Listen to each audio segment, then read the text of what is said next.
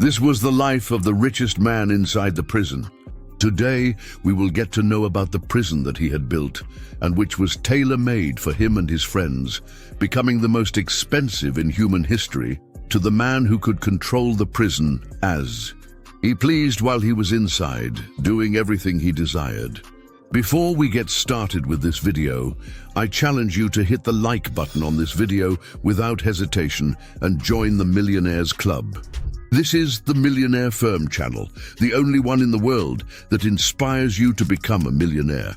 Let's begin with Rolando Florian Felix, the king of luxury in Ajayu. Rolando Florian Felix was a Dominican drug lord, leading one of the largest drug trafficking networks of recent times. Before his arrest, he had amassed a fortune estimated at $100 million from drug trafficking. Thanks to his power and influence, he managed to turn his cell at Ajayu Penitentiary into a true luxury sanctuary the moment he was arrested. Furthermore, he bribed judges and prosecutors to ensure he wouldn't spend much time in prison and made sure he could enjoy everything he had amassed on the day of his arrest. His cell was equipped with air conditioning, a 42-inch flat-screen TV, a fridge full of gourmet foods for his delight.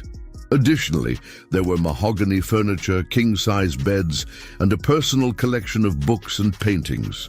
Unlike the other inmates, Florian Felix didn't eat the prison food, often of questionable quality and served in improper containers. Instead, he had private chefs in the prison who prepared his meals to order.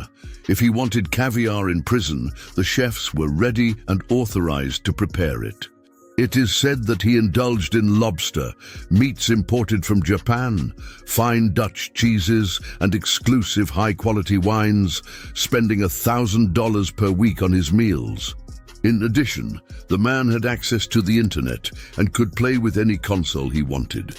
He would have them bought from outside and then delivered to one of the guards, connecting them to the television. While playing, he could also smoke a cigarette, as you may have already imagined. He listened to music of his choice, especially salsa and trap, and watched television thanks to a prison satellite that allowed him to keep up with news and entertainment. Furthermore, he organized private parties with plenty of drinks, women, and live music within the prison. In fact, his fellow inmates indirectly enjoyed the luxuries and pleasures that this man managed to have, because through the prison guards, he organized parties with live music and drinking until dawn, without any police officer protesting. Additionally, he could receive private visits at any time, without having to wait like the other prisoners who had visits only on Sundays for 1 hour. The man basically turned his cell into an apartment. He was allowed to receive visits outside the permitted hours, including frequent intimate visits. It is estimated that he spent about $3,000 to $5,000 per week, hiring models and women from the streets to have relationships with him inside the prison. It was reported that he received models and organized secret meetings with other women who were not his wife. Thanks to his fortune, he bribed the guards to obtain privileges, and if someone inside the prison did not please him or broke the rules, he could order the other inmates and officers to assault the person. In a short time, he became the supreme leader of the maximum security pavilions in the prison, controlling part of its internal functioning. However, despite his influence, in 2009, he was killed inside the prison during a brawl with a prison officer. His death exposed the corruption and extreme luxuries he had enjoyed for years, revealing an endless network of corruption that was only noticed after his death. The man became known for acting according to his will, thanks to money. Joaquim El Chapo Guzman, one of the most powerful leaders in the history of the Sinaloa cartel, lived luxuriously during his various periods in prison in Mexico. While many prisoners dealt with basic conditions, Guzman enjoyed a cell equipped with a flat-screen TV, several cell phones to communicate, access to fine foods and drinks, music and satellite TV, as well as a small private gym. He received visits from various women and relatives without restrictions, many of them well-known figures in the media, some believed to pay large sums to have relations with him. His privileged position even led the prison guards to treat him differently, offering him massages throughout the day. They were at the disposal of one of the greatest drug lords in history, who at the time was considered the supreme leader of planet Earth. He wielded so much power that he could bribe officials and fully dominate the prison, as well as several others across Mexico. Through his influence, he imposed punishments on enemies who disobeyed his orders, did not pay the high amounts demanded from them and their families.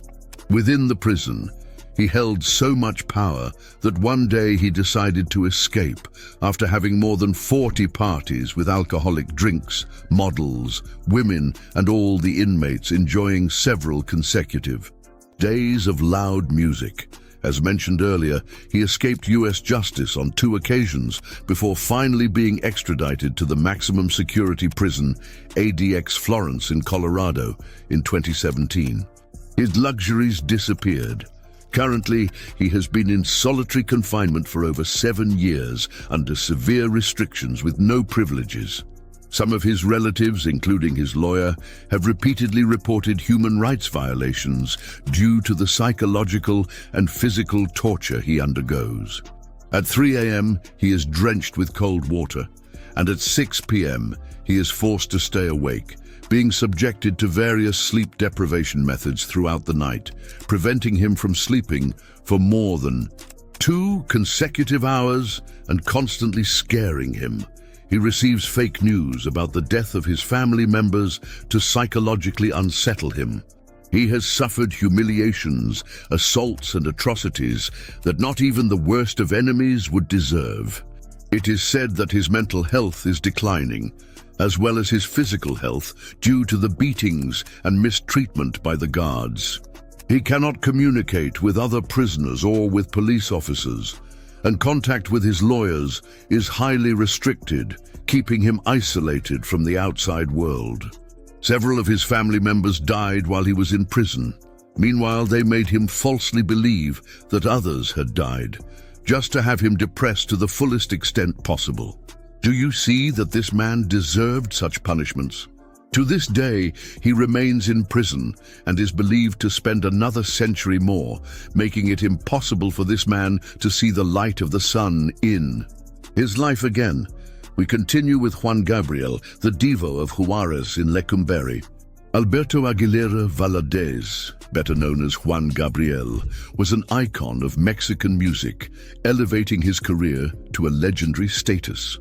His music transcended so much in Mexican culture that he amassed a fortune estimated at over $200 million thanks to his career. However, before reaching fame, he was incarcerated in 1969 at the Palace of Lecumberri, one of Mexico's most feared prisons, accused of theft. Despite not having the economic resources that would later make him one of the richest celebrities in music history, his charisma and talent, along with the help of powerful contacts within the prison, allowed him to access certain privileges that made his stay more bearable. Initially confined to a common cell without luxuries, over time, his artistic talents won the favor of the guards and other inmates. Listening to his voice, they relaxed and felt in front of a star. The guards liked his performances so much that they granted him a larger and more comfortable cell, with clean clothes, soft mattresses, and certain privileges denied to the other inmates. While the other prisoners ate the typical low-quality prison food, such as beans and hard tortillas, Juan Gabriel started receiving special meals provided by the guards. He received food from outside the prison, such as meat, tamales, sweetbread, and good-quality coffee. He became the prison's singer, organizing small, impromptu concerts for the guards and other influential inmates. His musical talent attracted the attention of important figures outside the prison, and rumors indicate that even high officials visited him and gave him special protection in prison. Thanks to these connections made in prison, in 1971, he secured early release and signed his first $1 million music contract. Juan Gabriel passed away in 2016, leaving behind a musical empire and a multi-million-dollar fortune. Your passage through Lecumberri, although brief, ended up becoming a landmark in your career. We continue with the San Antonio prison in Islas Margarita, Venezuela, a self-governing prison. Located on the tourist island of Margaritas, San Antonio prison represented an emblematic example of rampant corruption and self-administration among the prisoners. The inmates managed to turn the prison into a true private resort, establishing a system in which money and power determined the rules. The prison leader was Teófilo Rodriguez, also known as El Conejo, a big shot with millions of dollars under his control, responsible for turning the prison into a place full of luxury and extravagance, where gluttony and the 7 deadly sins reigned. While common prisoners in Venezuela suffered in terrible conditions and many died, San Antonio offered a large swimming pool within the facilities where inmates could cool off on hot days. The high-ranking prisoners' cells were equipped with king-size beds, flat-screen TVs, and air conditioning systems. In contrast to the inhumane conditions of other prisons, the entry of alcoholic beverages, relatives, models, prostitutes, wives, without any restrictions was allowed there. The wealthiest inmates could import food from other countries to the prison, such as seafood, special cuts of meat, and exclusive delicacies. Barbecues and parties were held inside the prison, something unimaginable in any other penitentiary. They sold high-quality liquors, from whiskey to champagne. The prison was famous for its private parties, which featured renowned musicians and women, providing entertainment for elite prisoners. Inmates had indiscriminate access to firearms and cell phones. Inside the prison, they controlled the flow of money, buying favors and manipulating the prison system at their whim, being able to leave when they wished and return at night just to sleep. In 2016, after Conejo's death, the Venezuelan government intervened in the prison, ending the reign of the prisoners and closing the penitentiary in 2017, exposing the luxuries of many people after years of injustices and convicts controlling a legal system. We move on with the footballer Robinho, leading a life of comfort in the prison for celebrities.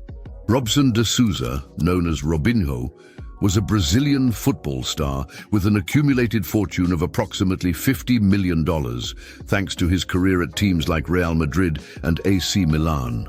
In 2022, he was sentenced to prison in Brazil for a group rape case in Italy in 2013.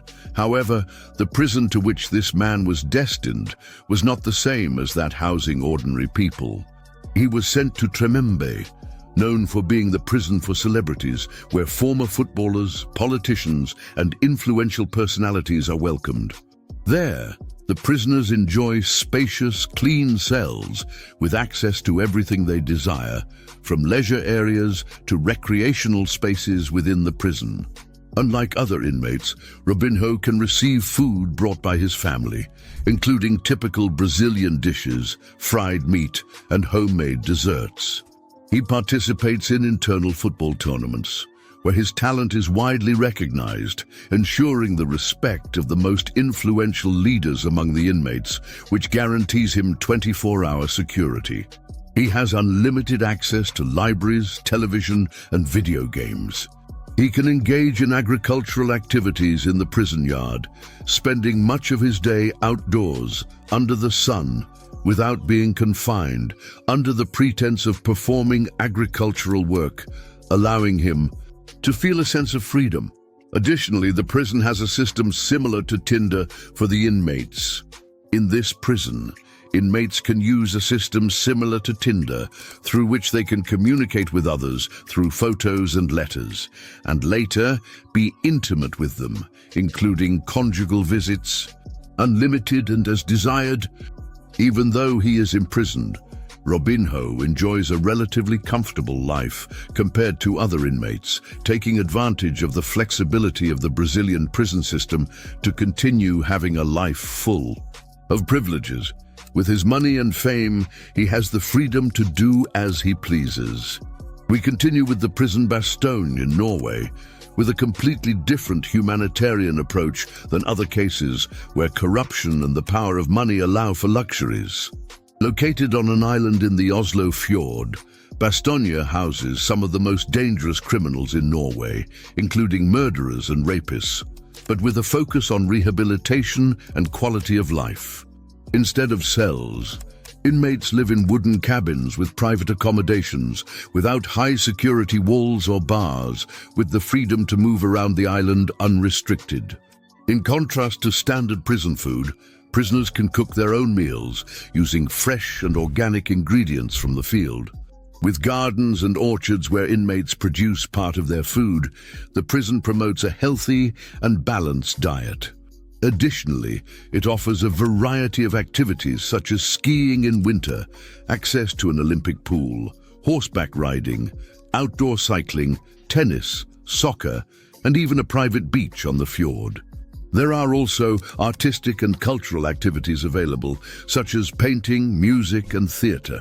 The prison is compared to a luxury resort, where time seems to pass more quickly and inmates live with amenities to which they are entitled. The rate of social reintegration is high, with low criminal recidivism, as inmates learn internal work skills that facilitate their reintegration. The Bastogne prison remains a successful model of rehabilitation, sparking discussions about the possibility of applying this system in other parts of the world.